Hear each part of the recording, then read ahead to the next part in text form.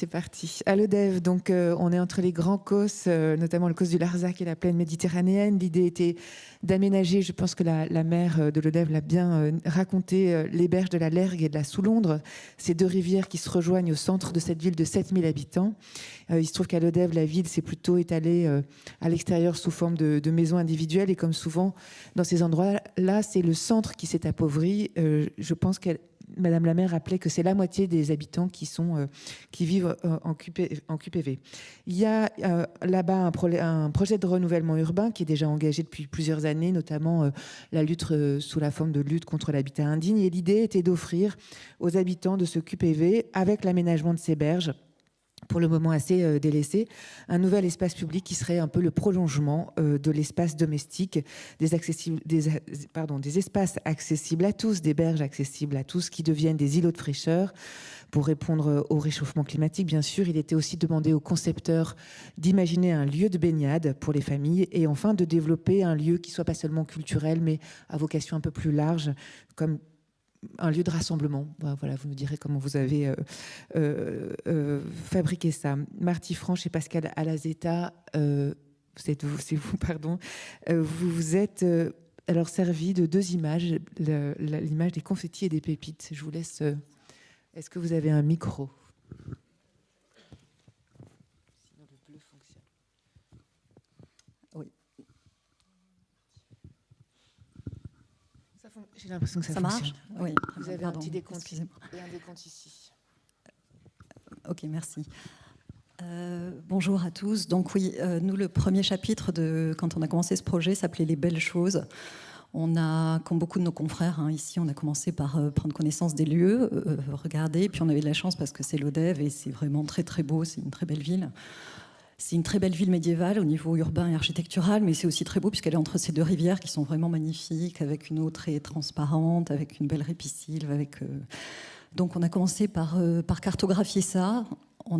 C'était un travail minutieux, mais le moment du dessin à la main est un beau moment pour réfléchir aussi, donc on a fait ça. Et en même temps, on réfléchissait, on se demandait c'est quoi un quartier de demain, c'est quoi qu'on peut offrir dans ces villes méditerranéennes qui sont soumises quand même à des températures très très chaudes.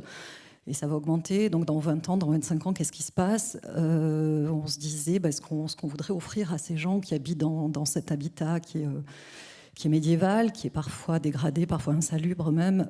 C'est d'abord une abondance, puisque c'était des lieux publics, on travaillait sur des espaces publics ou des équipements publics, il y avait beaucoup de sujets.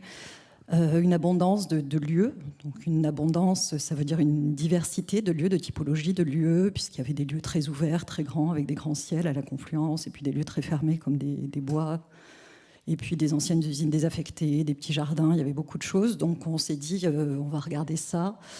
On veut aussi que ces lieux-là soient gratuits.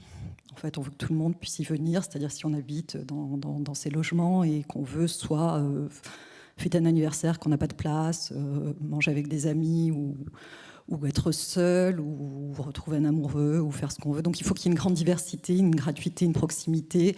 Il faut que ces lieux soient beaux. Et puis, comme ça a été dit juste avant, le temps de maîtrise d'œuvre étant très court, il faut que ce soit fait aussi par les gens pour qu'il y ait un relais qui se fasse entre la maîtrise d'œuvre et les habitants. Donc c'était aussi rencontrer les acteurs. Donc identifier, ça a été assez rapide. Par contre, on s'est aperçu qu'ils n'étaient pas du tout reliés entre eux, ces lieux. Et donc la première proposition a consisté, alors c'était pas cette diapo, c'était celle d'avant, pardon, merci, à mettre en place un réseau et à les mettre en relation, puisque aujourd'hui ils sont soit invisibles, soit illisibles. Et donc la première chose, ça a été de les relier. Et Marty disait toujours, mais 1 plus 1, si c'est en réseau, ça fait pas 2, mais ça fait 3 ou ça fait 5, ça fait beaucoup plus. Puis je voudrais prendre une citation d'Alexandre Tchemetov, qui je pense est la base de notre projet. C'est l'idée de fédérer des initiatives, qui est l'expression d'une œuvre qui a cette idée particulière de porter sur la relation entre les choses plus que les choses elles-mêmes. Puis on a commencé à travailler sur les réseaux et on a travaillé, vous le voyez sur ces images ici, à l'échelle 1 centième, parce qu'on voulait vraiment trouver les rapports entre les fleuves, les personnes, l'intérieur de la maison qui sont trop petites, souvent, les espaces. Et on a fait 8 coupes, tous les longs de fleuve qu'on voulait regagner comme espace public, mais aussi on a fait ce qu'on a dit les regards croisés, en essayant d'explorer sur chacun de ces coupes-là de différents sujets qui étaient relevants pour la ville, à notre avis, et pour le changement climatique. D'abord, c'était les contrastes et la proximité que vous voyez à note. C'est une ville que tu peux croiser en 7 minutes. Ça veut dire qu'il soit avec voiture, soit en pied, les distances sont très courtes et tout cet réseau est à disposition des citoyens. La deuxième image, c'est de parler de rives comme des gigantesques climatisateurs. Et en plus, avec le changement climatique, ça va être sûrement les rivières, ça va être les parcs qui vont résister d'ici à 2050. Et en fait, ce n'est pas à côté de fleuves, c'est dans les fleuves même que ça va avoir les conforts. Et on a trouvé ça intéressant. Puis, on a exploré les paysages acoustiques, qui soient la troisième image à droite, en comprendre les rivières comme des arbres sonores. Et puis, on a regardé sur des autres espaces tout le long de presque 2 kilomètres. Par exemple, comment on pourrait faire pour diversifier les mosaïques paysagistes et les gestes de milieu, par exemple, pour éviter qu'il y ait des incendies forestiers, mais aussi en faisant ça pour récupérer les châteaux les châteaux qui étaient à la colline et de mettre tout un côté patrimonial à disposition des citoyens. Les mêmes, par exemple, par rapport au fleuve, comment on va gérer la gestion de la fréquentation, parce que tous ces chemins, toutes ces choses qu'on va faire ne rentrent pas en conflit avec l'usage des personnes. Et comme ça, on a croisé aussi le nouveau usage par rapport au quai, par rapport à la proximité de la maison, en essayant d'identifier, comme on dit, les espèces d'espace de plusieurs échelles et plusieurs natures, en essayant toujours de trouver cette complémentarité qui faisait de l'enchaînement, les chapelets d'espace qui faisaient de cette fleuve un lieu exceptionnel et de futur. Ah oula, on va accélérer.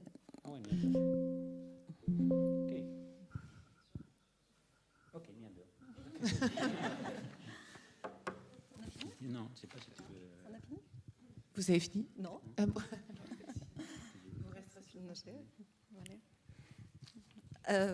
Écoutez, il n'y a plus les images, mais Non, il n'y a pas d'image. Ah, c'est fini. Bon, très rapidement, donc on a travaillé, on avait identifié les acteurs, puisqu'il y avait aussi parmi les belles choses de la ville, c'était vraiment beaucoup d'associations, beaucoup d'initiatives citoyennes qui étaient déjà en place, avec des vergers qui étaient à disposition, des repas quasiment gratuits ou presque, des jeunes qui étaient déscolarisés, qui fabriquent du mobilier, etc. Donc on avait fait tout un travail avec une personne qui nous accompagnait, Tatiana, qui vit dans la ville, et on avait fait tout un schéma de qu'est-ce qu'il pouvait apporter à chacun des lieux en conception, en programmation, en fabrication des choses, puisque c'était l'idée du relais, de leur passer ce relais-là.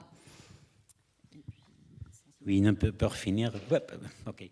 On a à toutes les langues de récit de fleuve, on s'avait dit il y a des choses qui vont être plus fortes, les pépites, et qui on va activer, comme l'usine à fraises, des anciens hangars, que les autres équipes vont bien sûr parler, mais aussi d'une notion qu'on aime de parler, que c'est les confettis. Et les confettis sont des choses qui sont déjà là, qui souvent ne sont pas visibles, ne sont pas découvertes par les personnes, et qu'avec un peu d'attention, on peut mettre en disposition avec un coût plutôt faible. Et là, en fait, il y avait cette mélange, une stratégie de réseau, mais aussi une tactique d'essayer d'aller actuer à l'immédiat, mais aussi avoir la chance des choses comme elle met plus grand les pépites qui prendraient plus d'inversion et plus de temps. Je pense que voilà.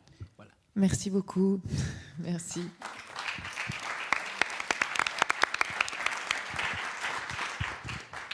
L'agence Battier Reutsch, donc Claudia Hamas, Marine Houdard et Arnaud Réau. Alors, vous êtes partis sur l'idée d'activer la rivière en la ponctuant de plein de petits équipements. Oui, donc, merci. Donc, quand on est arrivé à l'ODEF, on a vu ces deux rivières, la Lergue et la Soulondre, qui sont posées à l'entrée de centre-ville et qui ont permis le développement de la ville même, les naissances de la ville. Mais après, avec le développement industriel de la ville, c'est qui a donné cette puissance de la ville de l'ODEF. Donc, maintenant, on se trouve une ville, un centre-ville qui est en croissance et à cause de cette rivière, parce que ces rivières se sont formées à travers de l'image industrielle et qui se sont abandonnées après la perte industrielle du site. Donc, on trouve un centre-ville qui tourne le dos à la rivière. Donc, on s'est dit on doit recréer ou retourner la ville sur les rivières et créer cette centralité vers les deux rivières. Ça a été dit, mais l'ODEF, c'est une petite ville de 7000 habitants, mais c'est surtout une centralité rurale au cœur d'un territoire beaucoup plus vaste. Et cette situation, on la retrouve partout en France, des petites villes, parfois industrielles, essentielles pour leur bassin de vie, mais qui ont perdu leur cohérence, leur attractivité et parfois même leur lien aux ressources naturelles qui les entourent. La question qui est posée à l'ODEV, c'est vraiment celle-là, c'est comment est-ce qu'on redonne un avenir à ces villes, à ces quartiers prioritaires qui ne sont pas situés en périphérie des grandes métropoles, et c'est la particularité de ce site, parmi les 10 sites de ce dialogue, et donc de ces sites qui sont dans des territoires profondément ruraux. Comment est-ce qu'on travaille un quartier en le reconnectant à son territoire et pas seulement en intervenant dans ses limites strictes? Pour nous, la réponse part d'une évidence. On repart de ce qui relie le territoire, et à l'ODEV, ce qui relie, ce sont les rivières. La Lergue et la Soulondre forment donc une colonne vertébrale territoriale qui organise la géographie, les mobilités, les quartiers, mais aussi un patrimoine industriel textile exceptionnel. Et donc, finalement, on va bien au-delà du seul périmètre du quartier prioritaire. Et pourtant, cette structure territoriale qui existe a été délaissée. Et le projet renverse cette logique.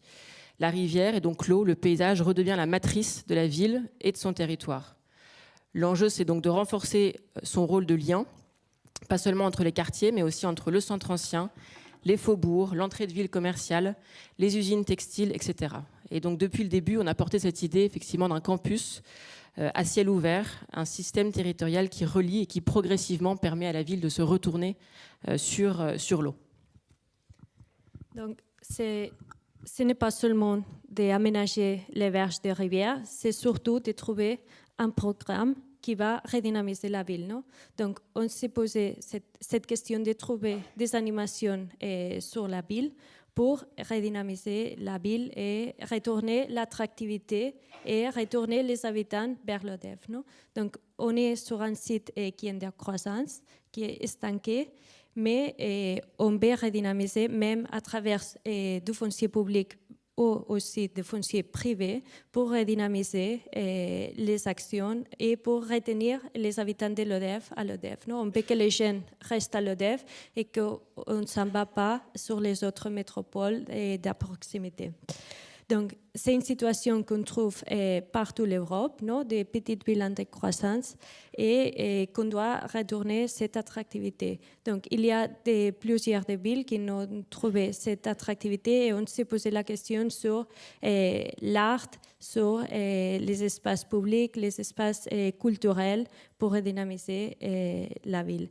Aussi, avec ce patrimoine industriel du site qui a cet imaginaire, cette identité sur les sites, donc on pense que c'est vraiment important de les préserver, de les renforcer pour rester sur cette identité du site. Donc, on croit que cette idée des espaces publics qui vont relier ces espaces actifs, des bâtiments qu'on a redynamisés, c'est l'opportunité de trouver les liaisons entre les systèmes écosystémiques de fleuves, des rivières et des boisements qui sont à côté. Donc, dans ce côté-là, les rivières deviennent cette ligne qui va connecter tous les systèmes écosystémiques. aussi à travers de la désimperméabilisation du site, de la réutilisation des essences végétales locales sur les sites, et qu'on doit penser vers l'inondation et les systèmes écosystémiques de rivières. Et très rapidement, parce que le temps défile, le positionnement il a été principalement de se dire investissons l'argent principalement hors du cours d'eau pour le coup, puisque nous on vient du territoire maralpin, on a eu la tempête Alex, tu as connu toi Valence en Espagne, donc de se dire que l'argent investissons-le dans l'espace public qui va permettre de faire effet levier auprès des habitations, donc en soi on est presque un peu en négatif finalement de la proposition que vous faites sur certains sujets. En tout cas ça nous semblait intéressant de travailler sur ces effets leviers, de se dire que il y a une dynamique à mettre en place à travers ce qui est proposé autour de Quartiers de demain, qui est de se dire qu'il y a des nouveaux modèles d'invention, de relations avec les habitants, qui est lié donc à ce qui a été fait avec le jury citoyen, et de se dire qu'on pouvait inventer un nouveau lieu à l'ODEV qu'on a appelé l'Agora permanente, et de pousser l'expérimentation qui a été faite avec le jury citoyen pour prendre des décisions sur l'aménagement de la ville en général et de développer une nouvelle approche de l'organisation du territoire. Je conclue juste sur ça, mais je passe juste un petit mot puisque notre Premier ministre se pose la question en ce moment du rôle du concours dans la société. On remercie évidemment le JPPO et la ville de l'ODEV pour la dynamique autour de cet exercice, et on espère que l'ensemble des élus ici seront des ambassadeurs auprès de notre Premier ministre pour défendre la place du concours dans la société. Voilà. Merci. Merci.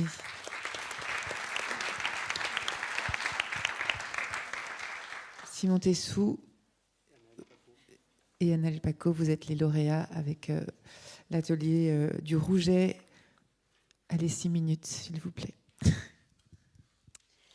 Donc, alors, voilà, c'est bon. Donc, après avoir identifié les besoins, on a vite compris la nécessité d'élargir le périmètre et d'élargir la réflexion à l'ODEV, puisque certaines problématiques ne pouvaient être pensées qu'à une échelle globale. La mobilité, l'hydrologie, la biodiversité.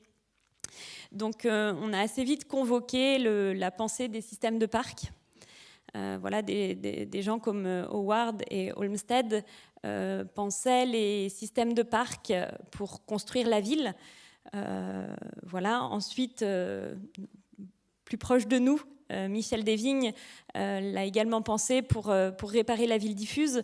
Nous, la question qu'on se posait à l'ODEV, c'est comment actualiser la pensée des systèmes de parcs pour réparer les petites centralités en crise. Donc il y avait comme ça un basculement d'échelle. Donc cet archipel de parcs à l'ODEV est composé de parcs que vous voyez là en devenir ou de parcs existants. Le parc de la Confluence, qui se structure autour des deux rivières, la Lergue et la Soulondre, étant la colonne vertébrale reliant les rives et les quartiers. Et sa position centrale dans la ville et son linéaire de rives fait qu'il est le parc qui s'adresse le plus au centre-ville. Donc on l'a pensé comme tel en fait dans ce tissu dense où les habitants ont souvent de petits logements avec peu d'aménités extérieures. Le parc de la Confluence était vraiment un moyen de proposer un jardin aux habitants du QPV.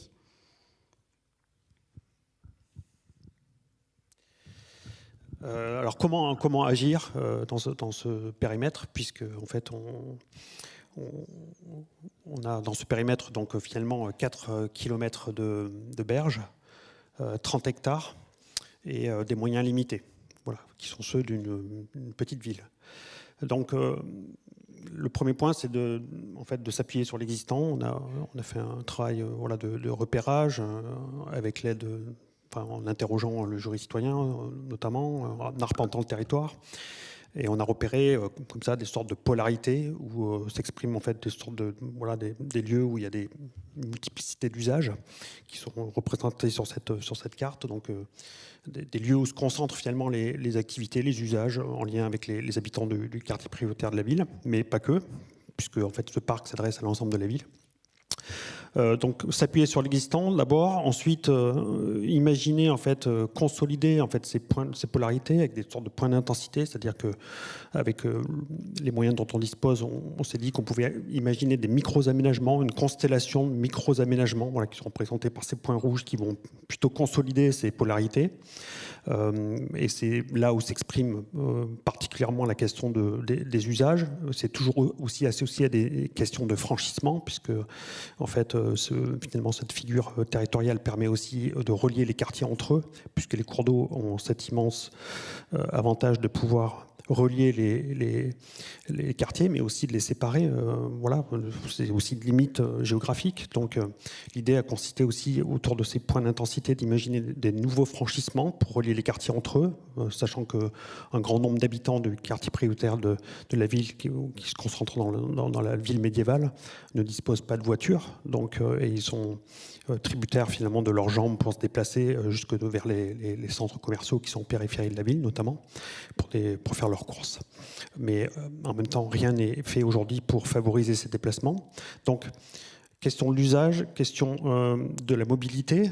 Et puis, le troisième point, c'est aussi la notion de refuge climatique, c'est-à-dire de faire en sorte que, comme vient de l'énoncer Anaëlle, on mette en œuvre finalement des dispositifs qui permettent aux habitants en fait, de pouvoir disposer d'espaces, des aménités qui font défaut en fait, dans l'habitat très contraint du centre-ville, voilà, qui ne disposent pas de loggia ou de terrasse ou de jardin, et puis avec des espaces publics qui sont globalement très étanches et sur lesquels en fait, voilà, se déploie un nombre pharaonique de voitures. C'est aussi ces points d'intensité, la possibilité de déployer en fait, des activités qui sont en très grand nombre. Le DEF est une ville très dynamique du point de vue culturel et associatif, donc on peut imaginer aussi que ces points d'intensité facilitent en fait, le déploiement de tous ces usages associatifs et festifs aussi. Et puis, le troisième point, c'est plutôt les lignes qui relient ces points d'intensité. C'est finalement comment on traite ces périmètres qui sont très extensifs, voilà, dans une logique plutôt low-tech. Alors, autant les points d'intensité, en fait, on va dépenser pas mal d'argent, c'est-à-dire faire des sols, comme on voit sur cette image. Comme ici, par exemple, c'est un solarium qui est en fait associé à une plage qui permet en fait, de se rapprocher du cours d'eau. C'est à côté aussi un nouveau franchissement avec aussi un système de gradins qui permet le déploiement d'activités et puis le fait que les familles puissent s'installer là. Donc là, on concentre finalement l'économie du projet sur des points d'intensité comme cela, et en même temps, en fait, il y a des périmètres beaucoup plus vastes qui, eux, vont être traités autrement. Et là, je redonne la parole à Anaëlle dans une logique complètement low-tech et avec des dispositifs, avec des techniques fondées sur la nature.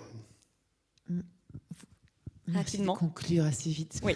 Ouais. Donc, pour toutes ces continuités qu'on a représentées sur la carte précédente, l'idée, c'était vraiment que l'humain soit davantage de passage et de donner de la place au milieu vivant non humain, justement, et d'intervenir ici sur des périmètres beaucoup plus étroits, notamment avec des aménagements doux, mettant en œuvre voilà, des solutions fondées sur la nature, à base notamment de végétaux et de matériaux vivants. Merci beaucoup. Merci à vous. Merci tous les 7. Merci beaucoup.